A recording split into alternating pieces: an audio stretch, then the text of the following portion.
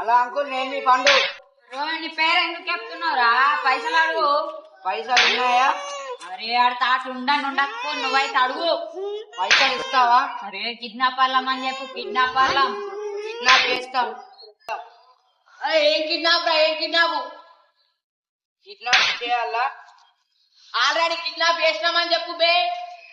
చేస్తున్నాం.